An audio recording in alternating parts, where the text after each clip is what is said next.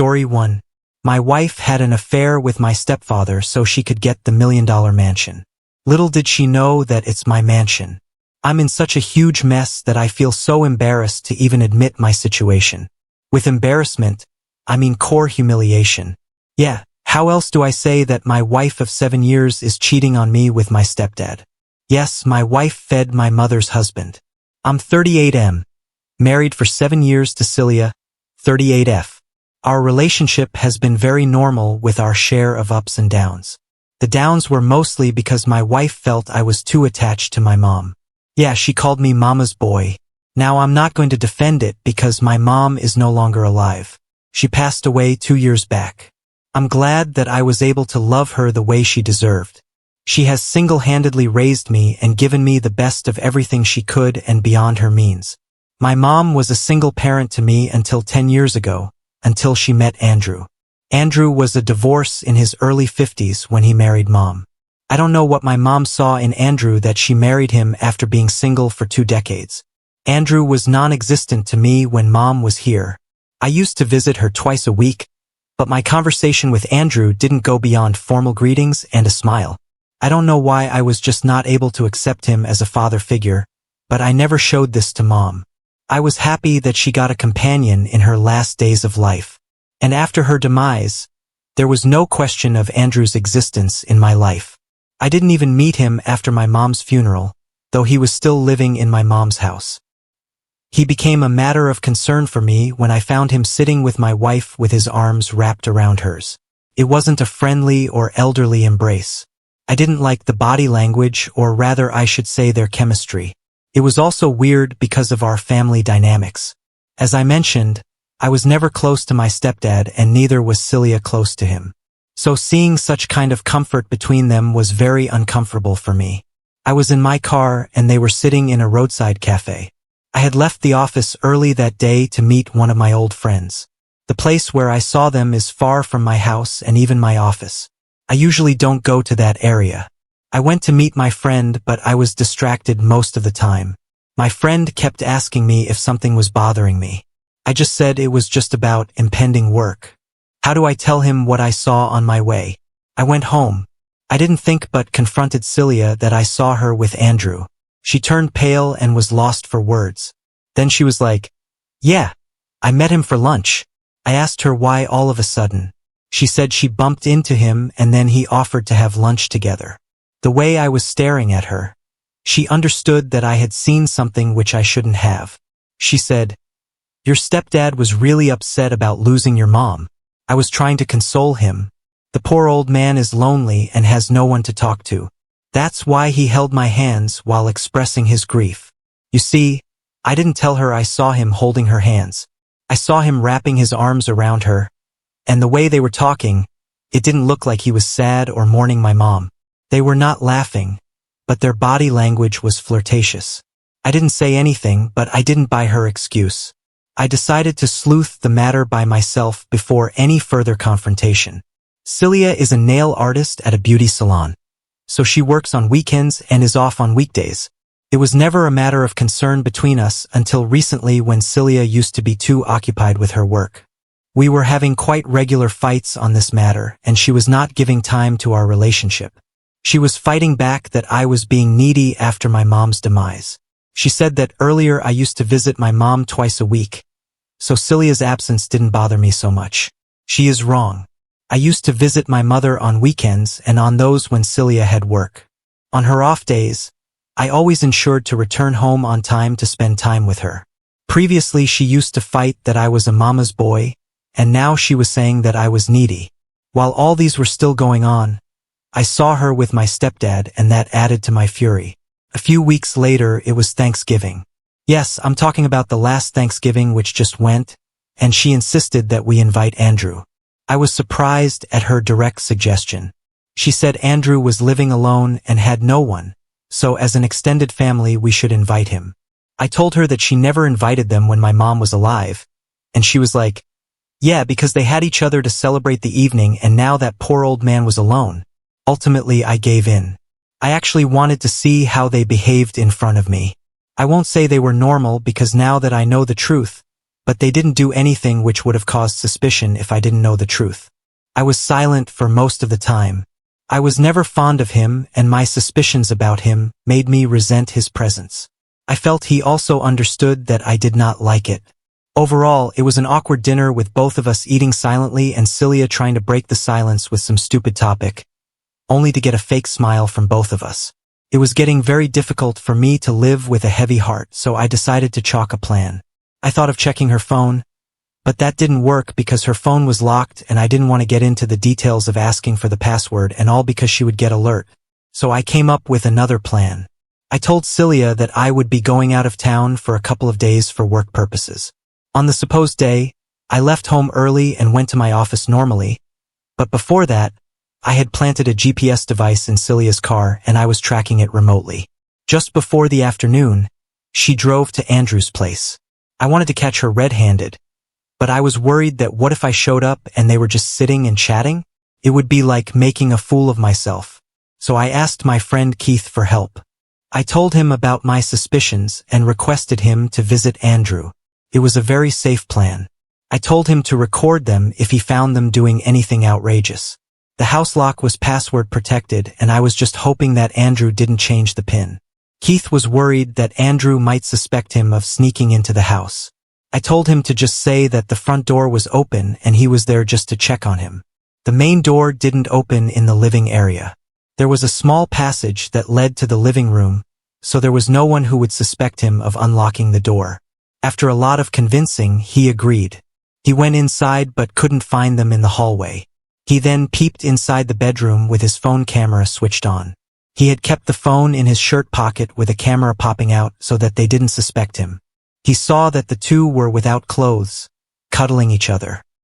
He then cried sorry and left the house before any of them realized. Andrew followed him outside asking him what he was doing there. Keith said that he was just there to check on him, but it's okay, he would come later. He sat inside his car and drove off before any confrontation with Andrew or Celia. But I tell you, my friend is so stupid. Instead of opening the back camera, his front camera was open the whole time and nothing got recorded except Andrew and Celia yelling at Keith's sudden appearance. Anyway, I got the confirmation that I needed. I had already packed 2 sets of clothes and my toiletries before leaving the house that day, so I went to Keith's house. His wife was out of town at her parents' house, so he insisted that I stay with him until all this was sorted. Celia knows that Keith would have told me the truth. She messaged me asking when I would come home. I didn't reply. Yes, I ghosted her. She has been blowing my phone with her endless texts and calls. She thinks I'm out of town for work. It happened 4 days ago. I have contacted a lawyer virtually. I don't want to see her FNG face ever. I'll serve her with divorce papers and get her evicted from my house. Date 1. It took 10 days for the lawyer to send the divorce papers. Celia was just not ready to sign the papers and wanted a discussion. My lawyer suggested that we go for an out-of-court settlement if possible because that would substantially reduce our time and money. See, I'm a sales guy with a regular job. I have a certain limit in funds that I spend on lawyers and also limited leaves to attend the court case. So I agreed to a meeting in the lawyer's presence. But when I went for the meeting, she insisted on having a private conversation with me. I resisted, but my lawyer asked me to go for it but not say or commit to anything which she demanded. He laid out a certain framework to keep my meeting within it, like no touching, no hugging, no confessions at all. I felt disgusted at her presence. She tried to hug me, but I pushed her away. She said it was all a misunderstanding. After reading so many cheating stories on Reddit, I know what all cheaters say. I was like, yeah, sure. You were trying to help out a poor old man from his loneliness, right? She said whatever Keith saw was true and she is not denying it, but it was only cuddling and nothing else. Yes, of course, cuddling without clothes, but this was not enough. What she said next blew my mind. She said she did that to safeguard our future. Really? How the hell? She was like, see, your mom left all her wealth to Andrew, and now if he marries someone else, that woman would be entitled to that wealth. Your family's property would go to someone else. I said, that's why you fucked my stepdad? So that you can become my stepmother and take my mother's wealth. Do you see the complexities in this family dynamics? I was feeling dizzy with her BS, so I stormed out of the meeting room. After I came back, my lawyer asked for the details of the conversation and I told him everything. He cracked up for a moment, but he was interested in knowing about the inheritance my mother had left. My mom had left a house that she had inherited from her uncle. It was a huge mansion way beyond my means. Interestingly, Celia always had an eye on that mansion. After our marriage, she even insisted that we move into the mansion. I was happy that Celia wanted to move in with my mother, but no, Celia wanted Mom to move out to my apartment and we took up her mansion. But I denied it. It was her house and why should she leave? Celia said, "You were the only son of your mom, so that house would come to you. So why not move in there right now?" This led to frequent fights between us. So one day I just lied to her that Mom had willed that house to Andrew. And you see what price I had to pay for that lie?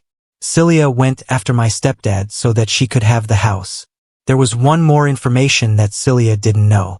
After Mom's demise, I didn't transfer the ownership of the house to my name. I wanted Andrew to live there until he wanted to. By transferring it to my name, it would be like he was living in my property, and I'm sure he was not going to like it. Also, the name transfer is expensive and I was running short of money during that time. So I let it be, and glad I did not transfer it because Celia would have been entitled to half of the property during our divorce. Or probably she wouldn't have fucked Andrew in that case. I don't know, but a cheater is always a cheater in any situation. Yeah, my mom had willed that house to me, but Celia didn't know that. Celia wanted me to have second thoughts about the divorce. She said that she would soon lure Andrew to gift her that house, and if I don't divorce her, the mansion would be ours. I laughed at her proposal and said, "No, thank you for the offer. Good luck for your mansion." She smirked and said, "You're losing a lot by this divorce." I smiled and said, "I don't give a fuck." I don't know if she was really that dumb always or if was she just acting to save her ass from the humiliation, but I don't care.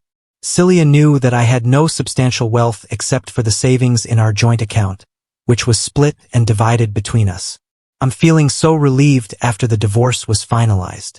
Any moment if Celia got to know the truth about the ownership of the mansion, she would have never divorced me, and I cannot share my mom's inheritance with that a-hole. Silly dug her grave by confessing her intentions behind dating Andrew because I was going to use that against her to drive Andrew away from her life.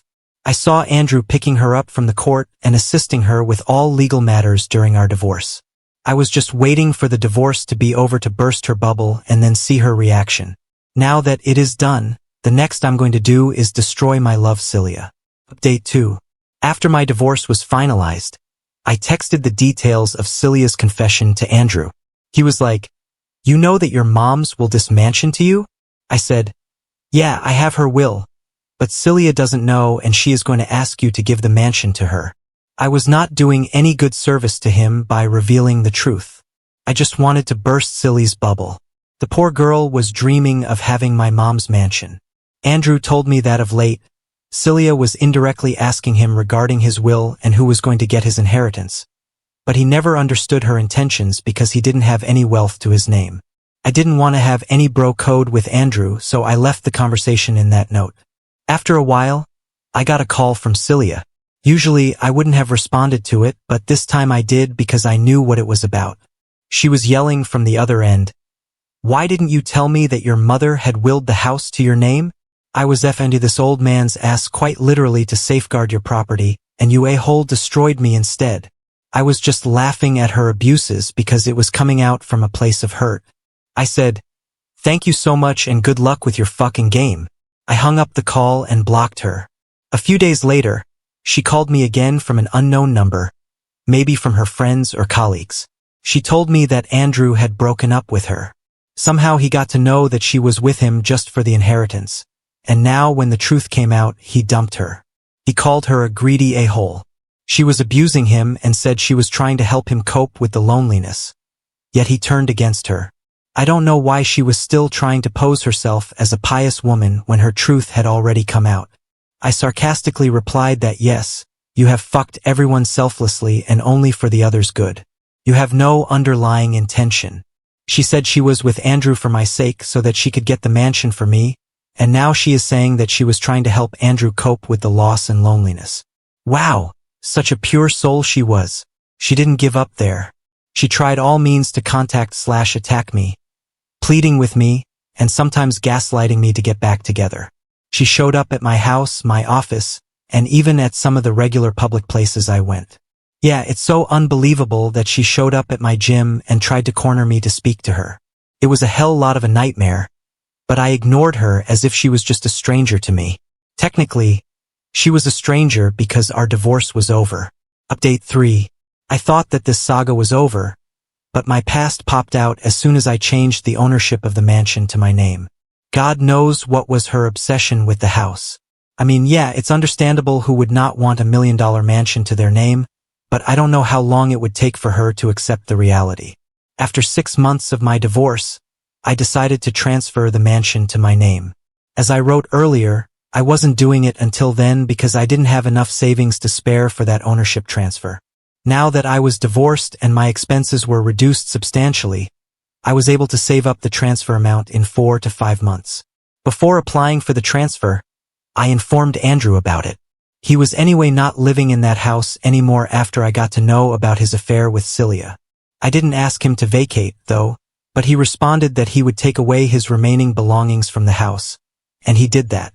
He made me the admin of the locking system of the house. It took a couple of months for the paperwork to be ready, and meanwhile I got it painted. The lawn and the pool were also not maintained for a long time, so I got all of them cleaned. I was in C with Celia, and as per the last conversation I had with her, Andrew had also broken up with her. So I was perplexed when she showed up at the mansion during one of the cleaning days. I wasn't there, and the cleaning manager called me that a woman had come down and she was roaming around in the house. They tried to stop her from entering, but she told them she was my wife. Yeah. But the way she was feeling the walls and interiors of the house, they suspected her to be a trespasser. Indeed she was, and I told them to kick her out and I had no wife. They did as told and then gave me a confirmatory call that the woman was out of the house. No prize for guessing if she showed up at my house. Yes, she did. She was crying and wailing that I had abandoned her when she did no wrong and that her intentions were pure. I told her to seek therapy and that she needed to check out a mental hospital instead of my house. She wanted me to let her inside the house and have a conversation, but I didn't. I closed the door on her face. I have also taken a restraining order against Celia on my mansion property. The chances of her sneaking into that place or vandalizing it were low because she had not been violent yet. Still, I didn't trust her, and I had to do this to safeguard the interest of the new tenants of that house. I don't want Celia to trouble them unnecessarily. It has been smooth until now, and I hope I don't have to make any further updates on this thread. I want Celia's chapter to end so that I can move on with my life. Now on to the next story. Story 2. Before we start, if you're enjoying this video so far, please consider liking and subscribing to the channel. Now let's continue. Hooked up with a random girl on Tinder, who turned out to be my professor's wife. I am a typical university student just trying to get through finals week. Tonight, after a very stressful day of exams and studying for my ancient literature class, I decided to casually scroll Tinder. It had been a while and I just needed to de-stress. Little did I know this would cause me more stress than I could have possibly imagined. I swiped right on a girl who was less than a mile away. She was 25, a little older than me, but she was super hot and she seemed into me, so I went with it. She invited me over to her apartment and she said that she had to go in 20 minutes, so make it fast. Needless to say, we got straight to business, but about 3 minutes after we began, we heard the front door open. She told me to stop, so I stopped and we listened. The footsteps came in our direction and I got pretty scared. I expected it would be like when my parents caught me a few years ago with my ex and it would be embarrassment all around. Not at all. The ancient literature professor who I absolutely despise and whose test I was frantically studying for walked into the room and froze. He saw her, gasped, and then saw my face. His face turned red and he screamed, "Get the hell out of my house!" I'm pretty sure I lost some of my hearing from how loud he yelled. Anyway, I put my shorts on and ran back to my quad. Now as I lay in bed, all I can think of is how my college professor saw me naked. Not just naked, but raw dogging his daughter without any clothes at all. He already didn't like me and he is a very tough grader, so I already know that I'm going to absolutely bomb this final and destroy my GPA. I see him tomorrow at 11 a.m. Wish me luck, and I'll update you with what happens. Short update. Because I have taken the exam, but I still don't know what's going on. I'm going to hide the names and personal info because this blew up a lot more than I wanted it to, and I'd rather not turn this into a school-wide scandal. I shuffled into class praying that my life wasn't about to be ruined by this professor. Thankfully, the TA came into the room and said, "Due to a family emergency, Professor name will not be proctoring today's exam. He will email you back with your graded exam by the end of Saturday." Right after the TA said this, she started handing out the tests. When she came to me, she gave me this look and laughed before giving me the exam. I thought, great, now the administration probably knows. Anyways, I took the test and actually, I think I did pretty well. As soon as I got out of the room, I checked my email. It's a habit, and Professor Name had emailed me. Below is the email without the names. OP name, please meet my wife, myself, and the Dean of Academic Affairs in room number in the building tomorrow at 1 p.m. There we will discuss our situation and how to proceed. Thank you in advance for your understanding and cooperation. Best, Professor Name. I don't know what to think. First of all, I didn't do anything wrong. I have no idea why his wife is getting involved, but there was verbal and written consent, and if I need to, I can use the Tinder DM history to prove it. Also, his daughter has an IUD, so there's no way that this is going to turn into a pregnancy. The main thing I'm worried about is how this will affect my relationship with my professors and the administration. I guess I'll update again tomorrow after the meeting. Edit. Okay, after reading comments about it possibly being his wife, his reaction in the meeting makes a lot of sense, and she never said anything about her and his relationship.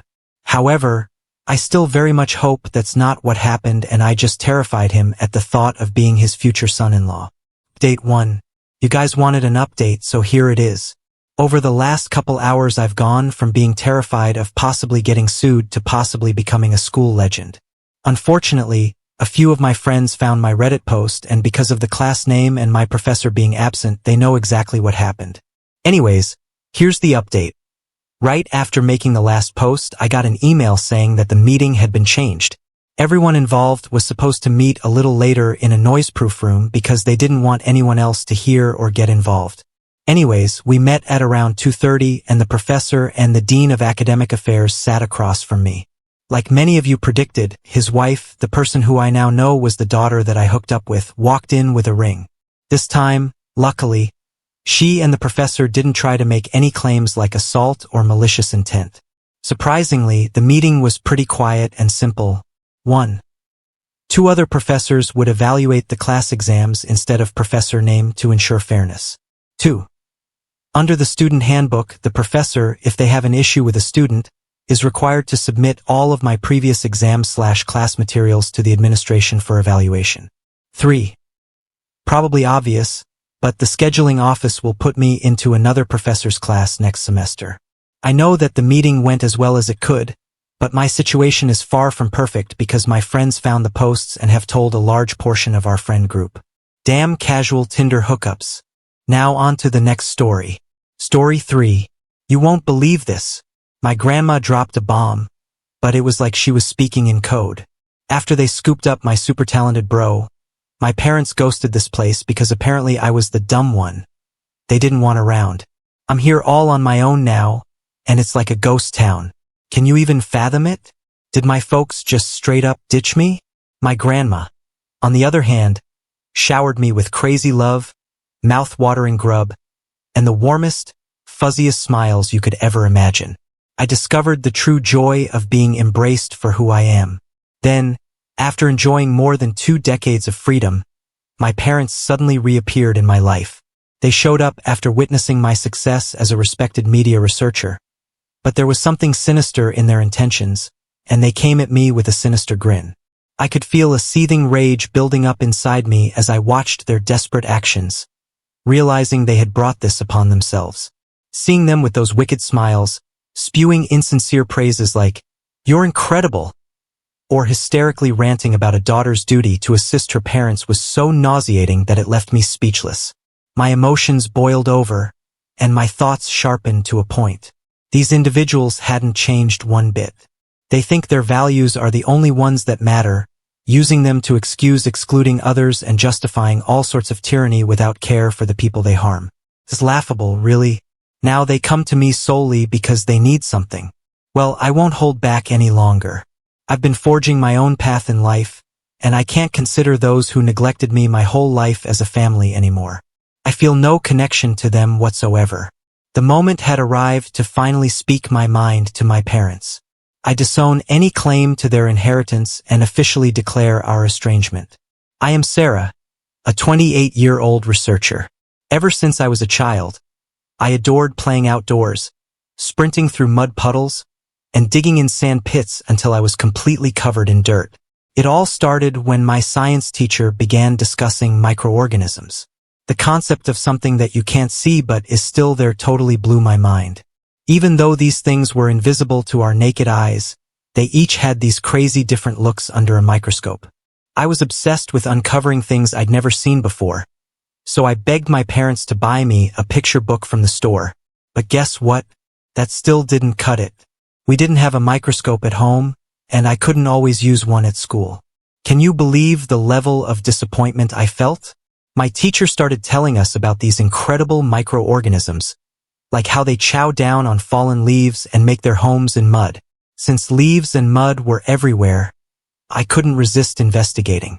So I ended up covered in mud while exploring the fascinating world of these tiny creatures.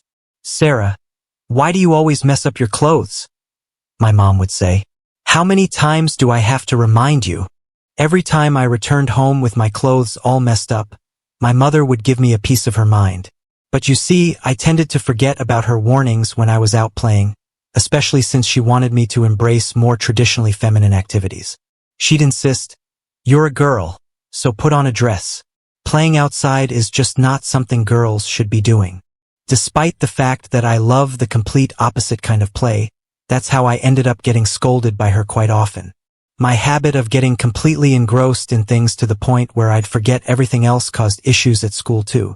During home visits, my teacher would make remarks like, "Sarah often struggles to stay focused in class and can be caught daydreaming frequently.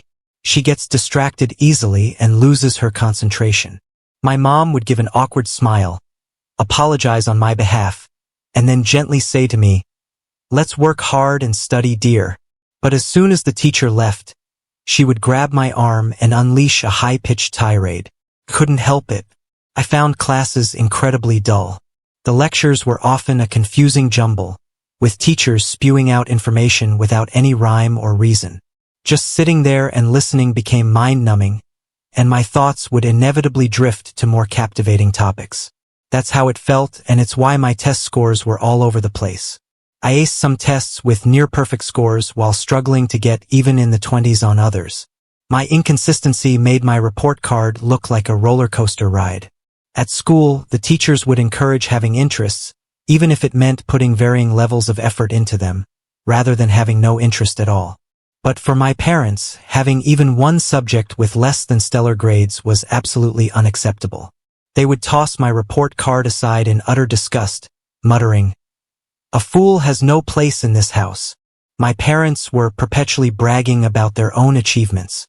My mom, who taught at a fiercely competitive high school, held her head high for having graduated from a prestigious university with rigorous academic standards. She firmly believed that top-notch grades and getting into a prestigious university were the keys to a successful life. I couldn't help but notice that the people around her were somewhat put off by her unwavering values. It seemed like my mom either didn't notice or simply didn't care. Even if someone dared to tell her, "In the world today, the prestige of the institution you graduate from holds immense importance. Anyone who doesn't grasp that fact is seen as a sore loser." It might have been easier to handle if my mom had simply been condescending toward others. But she took it a step further and was confrontational with anyone who had a different viewpoint. So, to keep the peace, it was generally best to avoid any kind of conflict. My dad was quite similar. He had graduated from medical school and became a medical researcher, frequently discussing his work at the university hospital and publishing research papers. He held a strong conviction that a person's value was defined by their academic background, and he didn't hesitate to belittle patients and faculty from other departments based on where they had studied. In their eyes, my situation was embarrassingly unacceptable. Unfortunately, I had a brother who was the complete opposite of me. He was the ideal child, always obedient and excelling in school as per our parents' wishes.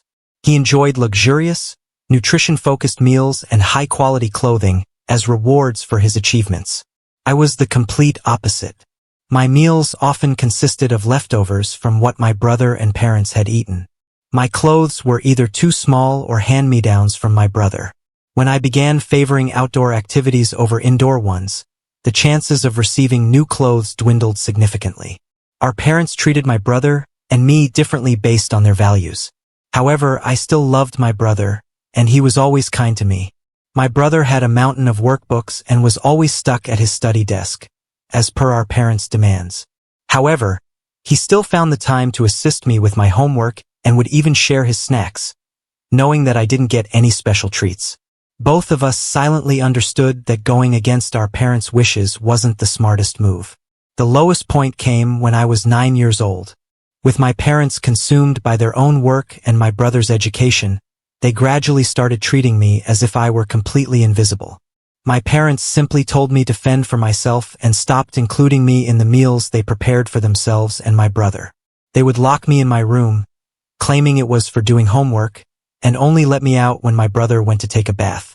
Then I would scrounge for whatever I could find in the refrigerator for food and wear whatever clothes were clean and available. My dirty, muddy clothes were frequently rejected even when I tried to put them in the laundry, and they'd be left on the floor. Strangely, there would be a tablet placed nearby playing a video on how to use the washing machine, and I ended up learning how to do my own laundry by watching those videos. I remember feeling a sense of relief when nobody commented on my self-sufficiency. There were days when I didn't see my parents at all. My parents were perpetually absorbed in their work, and on the rare occasions when they had time off, they dedicated it entirely to my brother. Even if we happened to pass each other in the house, there was no eye contact, and no response to my attempts at conversation. So gradually, I stopped trying to engage in conversation, and in response, my parents seemed to ignore my existence even more. They diligently read all the school handouts and provided everything I needed for school, but emotional connection and acknowledgement were sorely lacking. So I simply accepted that this was how things were meant to be. Perhaps my teachers, being colleagues of my mother, never imagined that she would take things to such extremes. There was never any communication or discussion about it. Then one day, when I returned home from school, I discovered a note on the living room table in our empty house. It simply said, "Your brother is going to a new school. We've made this house livable for you." At first, I couldn't grasp the message. I had heard from my brother himself that he might be switching schools, but it didn't seem definite at the time. Little did I know that my parents had already arranged everything. But as I read that note repeatedly, it slowly sank in that I was the one being left behind. My parents were going with my brother, leaving the house for me, and it felt like they were implying that they didn't need me. As I realized this, tears began to stream down my cheeks. I was overwhelmed with sadness, thinking it was all because I wasn't good at studying, because I didn't always obey, because I got my clothes dirty. It was heartbreaking because no matter how hard I tried to earn my parents' attention by doing good things and behaving well, it never seemed to matter. Once I did something that they deemed wrong, I became invisible to them. Feeling abandoned was an unbearable sadness. I cried out loud, sobbing as the darkness settled outside, and I grew exhausted from crying. I began to think more clearly again. It was impossible for a 9-year-old child to live alone. Even if I had a house, what about food and all the other basic needs? I was completely helpless without any money, and the thought of being all by myself scared me to death. But then it hit me like a lightning bolt. A memory from my early childhood. I used to visit my grandparents all the time back then. They were my mom's folks, and I'd stay over at their place quite frequently. My grandma, who worked as a caretaker at a foster home, used to take me there with her sometimes. There were many kids my age, and I'm sure we played together. I think it was the year before last my grandfather passed away, and my grandmother started living alone in that big house. At that time, my mother and grandmother had some kind of falling out, and I stopped going to my grandparents' house or seeing my grandmother. My grandmother was alone too. With that idea burning in my mind, I embarked on a frantic hunt for my grandmother's contact details. All I could recall was my mother's maiden name, which was also my grandmother's last name. Armed with just that tiny piece of information, I scoured every nook and cranny of the house in a desperate quest. Finally, after a thorough search, I stumbled upon an old handwritten contact book tucked beneath the landline phone, and there it was, my grandmother's last name and her phone number. I had never made a phone call on my own before, but it felt like grasping at a lifeline. I frantically punched the numbers from the contact book, but then I realized I had to lift the receiver for the call to actually go through. After fumbling 3 times, I finally managed to lift the receiver, pressed it to my ear, and dialed the number. I could hear the ringing tone, and after a few rings, the line clicked, silencing the sound. My heart raced as I uttered the words, "Yes, hello, Grandma? It's Sarah." She immediately recognized it was me, and right there on the phone, I managed to explain the situation I was in. Then Grandma said, "I'll come right away," and hung up. Soon after, she came to pick me up in her car. When she saw me as I opened the front door to greet her, she seemed to catch her breath. She must have been shocked by my shabby appearance, but I was too filled with relief to care.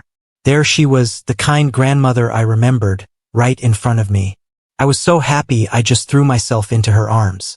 "Your beautiful hair and your clothes," she said, stroking my hair. Her touch was so gentle. Those words from my grandma filled me with an overwhelming sense of relief. "Come on, grab what you need, and let's head to my place," she said, giving my back a comforting pat. She was taking me in to live with her. "Yeah, Mom and Dad. They're not coming back, are they?" I hesitated for a brief moment, feeling as though leaving this house would truly cut the last ties with my family. Despite all the tears I had shed over feeling abandoned, there was still a part of me that was clinging to hope. "I'm just a silly girl they didn't want." "Well, isn't that good?" Grandma said. I didn't understand what she meant by that and looked up at her. "You're free now, Sarah. You're free. What do you want to eat? I'll make it. What do you want? What do you want to do? Free. Of course, we'll have some basic rules since we'll be living together, just to make sure neither of us feels bad or has a hard time. Okay? Yeah. Apart from that, you're free. Do lots of things you like. Have fun. That's what you can do now." Her words warmed something inside me. Being free to have fun? I wasn't quite sure what that life would be like, but an exciting expectation was growing inside me. Afterward, I moved in with my grandma and started attending a new school. It was a serene rural area where my grandma resided, and the school was small with only a handful of students. Perhaps because of its size, being the new kid was seen as something novel, and everyone treated me kindly.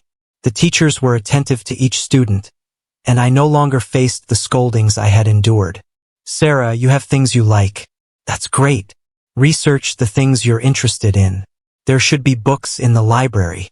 But remember, balance is important. Pay attention in class, finish your homework, and then you can do lots of things you like." Everyone accepted me. They helped me when I didn't understand something. They didn't deny who I was. I think before I was never really seen for who I am, but now they just naturally accepted me as I am. So I started to smile a lot more. Near Grandma's house, it was like a treasure trove for me. It was a place where ancient fossils and buried forests had been discovered. And although no major excavation work was being done now, remnants must still be there. Above all, I wondered what kind of microorganisms had lived and worked in that land. I had so many questions and curiosities brewing within me. I wondered about the effects of different layers of the earth and what they were like. Did different creatures inhabit each layer? I was hungry for knowledge. Every day in that rural setting, I'd see people covered in mud, running around and exploring every corner. Once, driven by my curiosity, I started digging and stumbled upon something resembling a fossil, sending my excitement through the roof. Each day was an adventure brimming with discoveries and a sense of fulfillment. I naturally came to think that this was something I wanted to continue doing for a long time. 20 years have passed since my parents left me behind. Now at 29, I'm working in a research job specializing in biology. Raised by my grandmother after high school, I went on to college for 4 years to earn my bachelor's degree. followed by a master's and doctorate, totaling another 4 years. I successfully defended my doctoral thesis and attained my PhD, landing a job at a well-regarded research institute right out of school. Right after taking me in, my grandmother somehow got in touch with my mother and insisted she pay for my education and upbringing. Naturally, my mother was reluctant, but Grandma threatened to consult child services and the police and hire a lawyer to sue her if she didn't fulfill her obligations. Worried about their reputation, my parents begrudgingly transferred the bare minimum amount of money to my grandmother. Of course, that wasn't enough for tuition, so I used grant-type scholarships and honor student programs to complete my studies as quickly as possible. Now I'm working on things I've always been interested in, like fossil excavation and understanding the conditions and age of the land. My life became incredibly fulfilling.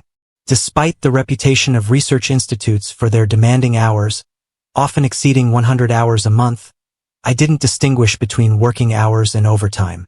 I conducted my research driven solely by my insatiable curiosity, using a variety of methods to uncover answers. It felt like there was never enough time for the sheer joy of learning. While some colleagues had left, unable to endure this environment, I found the job to be thoroughly enjoyable and devoid of any hardship. Being nicknamed a physical and mental powerhouse at work is something I take as a compliment. Having been denied the chance to do what I wanted and my feelings negated in the past, I relish the opportunity to delve into my interests and make new discoveries in this job. Since childhood, I've been intensely interested in one thing, which often became a target of criticism from adults, but now I can use this trait effectively in my work. My grandmother helped me learn how to manage this trait, turning it into a strength that I could use as my weapon. As a result, I understood how to study efficiently, improving my grades. I did well in my entrance exams and could fully utilize this trait in my research. I thrived on organizing and prioritizing multiple tasks in my mind, methodically tackling each one. The feeling of my brain working at full tilt, almost boiling over as I delved into information and unearthed answers, brought an indescribable pleasure. It was becoming increasingly clear that this job was a perfect fit for me. Notably, I had recently been honored with an award from a prestigious society for my discovery and comprehensive understanding of the unique functions of a rare microorganism I had stumbled upon in the sand samples I analyzed during an overseas fossil excavation. It all started with my curiosity about why this microorganism was present in that particular stratum. As I unraveled the mystery through research, I learned about its critical role in evolution, prompting me to quickly write and submit a paper. This discovery kept me abroad longer than expected, and I got tied up in non-research-related meetings and media interviews, consuming extra time, but I managed to return to the States. Just when I thought I could return to the Institute to continue my other research, I was ordered by the director to take a few days off as a reward. To lay my plans, since these opportunities are rare and there's not much else to do, I decided to visit my grandmother. So I headed straight to her place from the airport. "You've been busy again, haven't you?" "Not really. It's more that the non-work stuff is bothersome. I saw you on TV. That party. You were wearing such a lovely dress. I was just dressed up and made up against my will. You looked like a completely different person than the usual Sarah. I was just tired. Grandma's pumpkin stew is still the best." "That's great to hear. If you want more, feel free to help yourself," my grandma warmly offered as I arrived at her house. I settled into the cozy living room, savoring her delicious pumpkin stew and a cup of tea. My grandmother still lived alone in that house, and although she was advancing in age, her vitality remained evident in her dedicated work in the garden. I silently hoped that she would continue to enjoy good health and stay energetic for many more years to come. Just as I was lost in these thoughts, the doorbell rang. "Huh? The mail? That's unusual." My grandmother stood up and headed towards the entrance. Since I was little, this area has always been sparsely populated. The neighbors who know each family's composition rarely use the intercom for visits due to their close-knit nature. Even now, the only people who diligently ring the doorbell are delivery personnel. Since my grandmother never uses online shopping, I was wondering what could have been delivered. I could hear the sound of her slippers scraping the floor and the front door opening. I thought Grandma would return immediately after receiving the package, but she didn't come back right away. Instead, there seemed to be some commotion at the entrance. Sensing the uneasy atmosphere, I decided to go to the entrance myself. "Ah, Sarah." As I left the living room and peeked down the hallway to the entrance, I heard someone calling my name. Behind my turning grandmother at the door stood a man and a woman, and it was the woman who called my name. "Sarah, I'm so glad. I wanted to see you." She beckoned for me to approach. Initially, I couldn't recognize them.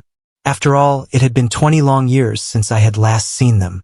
The two people before me, desperately calling my name with strained, forced smiles, were my significantly aged father and mother. Why are they here? What do they want after 20 years of no contact? After they abandoned me 20 years ago? "Laura, you and David have no face to show Sarah." My grandmother raised her voice at my mother. "Just stay out of it, Mom. Sarah is my daughter. You never acted like a parent. How dare you? Sarah, come here. Let's celebrate. You've done well." My parents exclaimed in unison, still yelling. Observing my parents' commotion, I realized they knew about my recent award. They probably didn't expect me to be here, but the only connection they had to me was through my grandmother. So they came here, and by a stroke of bad luck for me or good luck for them, they found me visiting. "Keep it down. You're disturbing the neighbors," I stated firmly, and my parents stiffened and closed their mouths. They seemed to be somewhat aware of their absurd behavior. "I won't let you inside the house. Just explain briefly why you are here. If you make any more noise or trouble, I'll call the police right away. Now speak." When I urged them to talk, my parents exchanged glances, and then they started sharing their story. They explained that things took a turn for my brother after he entered college. He managed to secure a spot at one of the top universities, just as our parents had hoped. However, once he arrived there, he was exposed to a whole new set of values that were different from those instilled by our parents. He was surrounded by brilliant students with strong wills and diverse aspirations, witnessing his peers passionately pursuing a variety of dreams. As a result, my brother began to question the academic elitism he had been raised with and grew to resent our parents' excessive obsession with educational credentials. My brother disappeared during his senior year of college, leaving a note saying, "Don't look for me." He's still missing to this day. After being abandoned by my brother, who they had invested so much time, effort, and money in, my parents went on a spending spree in their turmoil.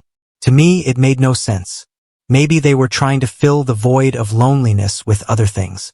I wanted to say they should have been more concerned about my brother, but I realized once again these people couldn't possibly have such feelings. Naturally, their savings dwindled, and it impacted their real lives. They started lashing out at others at their workplaces. My mother, a teacher, was overly strict with her students and excessively interfered with their futures, eventually causing several students to stop attending school. She also harassed and verbally abused younger colleagues, leading to recordings of her actions being submitted to the education board, resulting in disciplinary action. Both parents are being threatened with lawsuits by lawyers from both sides. My father, too, behaved similarly, looking down on colleagues with lower educational backgrounds. He made unbearable remarks and acted high-handedly. Not only that, but he also treated hospital patients in the same manner and even made advances towards female patients he fancied. It appeared that my parents were on the verge of facing legal troubles due to their actions. I sensed that they had pushed their limits without anyone to rein them in. With tears in their eyes, they explained their predicament and then leaned toward me. "Sarah, we want to reunite as a family, supporting each other," they said. "You were truly our daughter all along, and you've done so well. Amazing. You must be famous in your field by now. With fame comes authority. From now on, support each other." "What do you mean?" That was an unforgivable remark. Support each other now? After all this time? But we're family. I interrupted my parents' words with a question, shocking them. "Family? What do you mean by that? What do you mean we're family? We might share genes, but we're not a family, are we?" "Why would you say that?" My mother's voice grew louder, trying to stop me. I even felt a sense of nostalgia in that unchanged voice of hers. And then I realized, I'm not afraid of them anymore. Not even a little bit. Also, stop twisting things to your convenience. You're only here because you're facing huge compensations you can't pay, right? You're relying on me. But is it because my brother is gone and now it's my turn? Or is it because you've run out of money to the point where you have to rely on the daughter you abandoned? As I spoke calmly, my father was speechless, and my mother glared at me with wide eyes. Sarah, how can you say that? We're family, and family should support each other. You're just shocked because we haven't seen each other in so long, right? They said, trying to reassure me. Don't worry. From now on, we'll live together, and we can adapt to each other's pace. But I couldn't bear it any longer. With a firm tone, I immediately responded, That's a joke. Absolutely not. I refuse. I don't want to talk to you ever again. Please leave. I couldn't fathom the idea of living with them after everything that had transpired. Even as my parents started yelling and screaming, my heart remained cold. Sarah, how can you talk to your parents like that? Hurry up and pack your things. Take us to your house. My parents' words became increasingly rough. Even though I said I didn't want to live together, they intended to barge into my home. It made me chuckle. In fact, it seemed that my expression reflected that sentiment somehow. I felt a faint smile forming. Just as you treated me like I'm not your child, I've never thought of you as parents. To suddenly be told by strangers that we're a family and should live together is nothing but terrifying. Your child is just your son. I want nothing to do with you from now on. I don't even want to be invited to the funeral. I contemplated. So this is what it means for your blood to boil. My gut felt like it was heating up, and it seemed like my blood pressure was on the rise. However, despite the turmoil in my body, my mind remained surprisingly composed. It was as if a cool breeze was gently walking through my thoughts. This was something I had contemplated for a long time. Cutting ties might be necessary to navigate potential inheritance issues in the future, but severing the parent-child relationship would be an impossible feat, however. If I cut ties in practice and simply didn't communicate, that should work. Finally, my parents turned red in the face and started yelling, What are you doing? Acting on your own? Who do you think paid for everything? Daughters have an obligation to help their parents. Do you understand how incredibly ungrateful you sound? Once again, my parents began to yell, and I could only sigh. I wondered how I could make them understand. Do you seriously think that just by giving money, you can call yourselves parents? My grandmother said in a calm voice. I thought she was absolutely right. To me, those people weren't parents. Being a parent is a fact, isn't it? That's right. It seemed my grandmother's words didn't reach them. They continued to make incomprehensible claims loudly. My grandmother sighed at their persistently loud and incomprehensible arguments and turned on her heel. My parents were still shouting.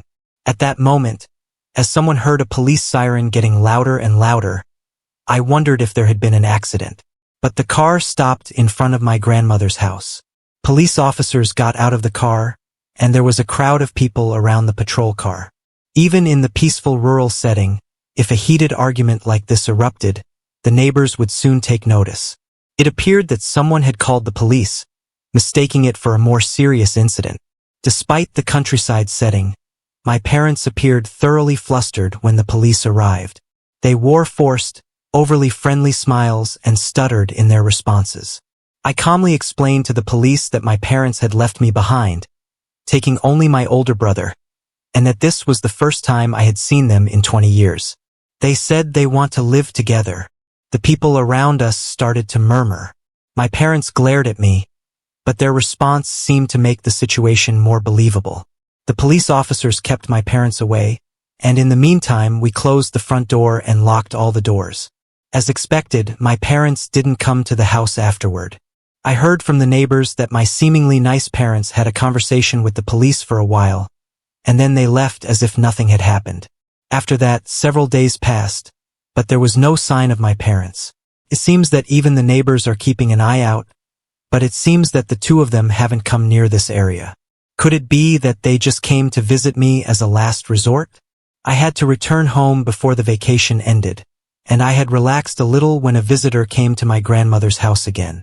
"Hey, long time no see, Sarah." My big brother greeted me. He had a sun-kissed tan, and his hair was long, casually tied up. I recognized him by the smile on his face as he called my name. Standing at the entrance was my brother, who had disappeared some time ago and hadn't been heard from in several years. I led my brother into the living room and sat down to hear the details. While reconnecting with various people from his college life, my brother became aware of our parents' abnormality and had been patiently waiting for an opportunity to escape from that house. While working part-time, he had accumulated enough funds, and when the time was right, he left the country. His goal was to see various people and various parts of the world while traveling around the world. He worked locally, and he said he took many photos. When he posted those photos on social media, a publishing company contacted him, asking if he wanted to open a photography shop.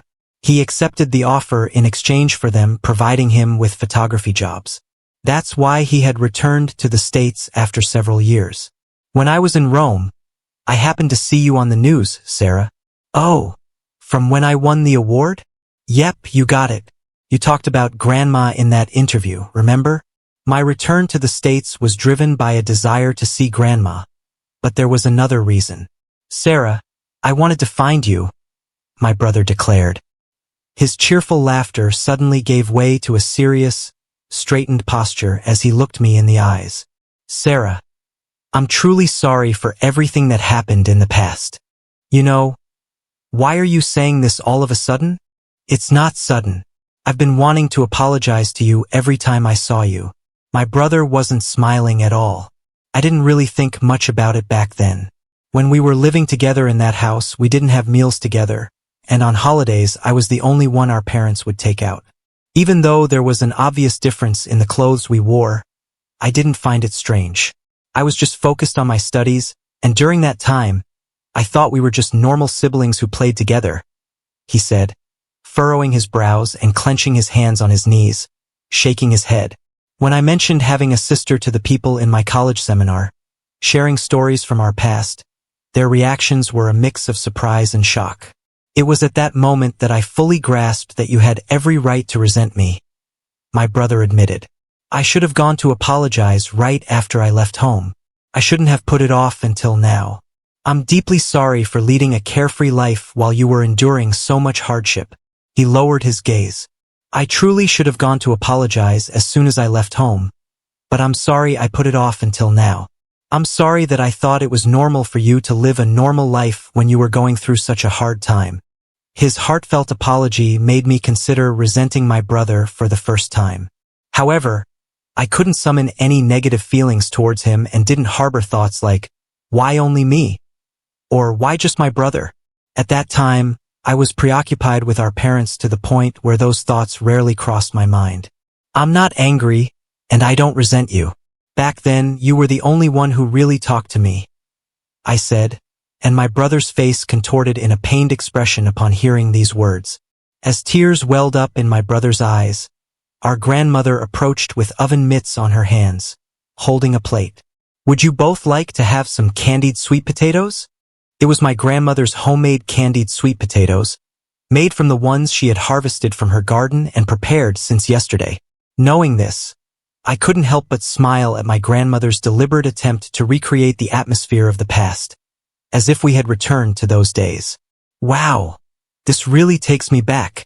I've been craving these for ages," my brother exclaimed.